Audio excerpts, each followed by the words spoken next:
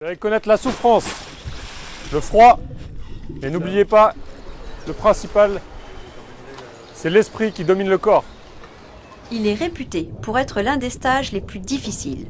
Le réussir est synonyme d'une véritable consécration. Son symbole, le béret vert. Son nom, le stage commando. Très éprouvant tant physiquement que mentalement, il se divise en 3 parties. 2 jours de tests éliminatoires pour évaluer la résistance, l'endurance et l'aisance aquatique. Puis la période d'évaluation de 3 semaines, très rustique, obligeant les candidats à puiser dans leurs réserves physiques et mentales. C'est aussi la partie la plus dense et exigeante. Et enfin, 8 semaines de formation opérateur commando pour apprendre les savoir-faire spéciaux, infiltration nautique et terrestre, tir explosif. J'ai fait 3 tentatives.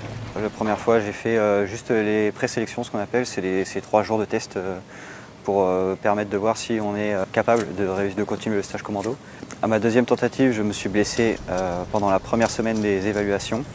Et ma troisième, du coup, je me suis blessé à la 3e semaine des évaluations, qui est la dernière. La préparation physique que j'ai effectuée pour réussir ce stage, c'est du cardio training avec beaucoup de parcours, avec des burpees pour faire monter énormément le cardio. À côté de ça, moi je fais du triathlon, beaucoup de courses à pied, c'est très important. Il faut savoir que rien n'est impossible, tout est abordable dans le stage commando.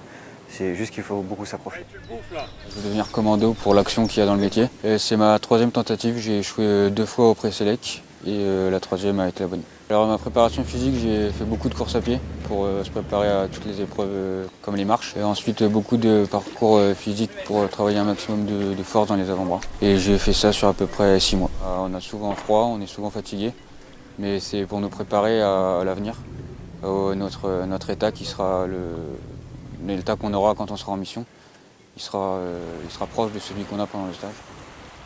Ce stage complet permet de former au mieux les nouveaux commandos pour leur mission future.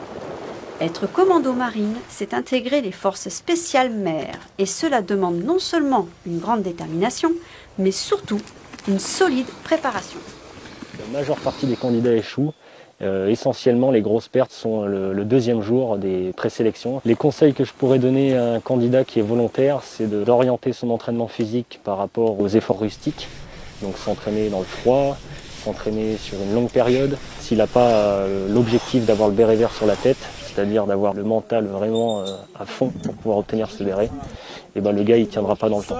Pour l'instant des 20 qui a réussi. Avec les nombreux stages qu'on encadre, on arrive à un moment à pouvoir repérer très vite, dès les premiers jours, les stagiaires qui feront l'affaire physiquement et mentalement à ceux qui ne dureront pas dans le temps. Pas de temps. Allez. En plus du physique et du mental, on est très regardant sur l'aspect cohésion. Donc, même si les stagiaires sont sélectionnés pendant 3 semaines sur des notes individuelles, on observe déjà une cohésion qui commence à se créer. Plus les jours passent, plus le groupe se réduit. Et cette cohésion, on la retrouve beaucoup après pendant le cours.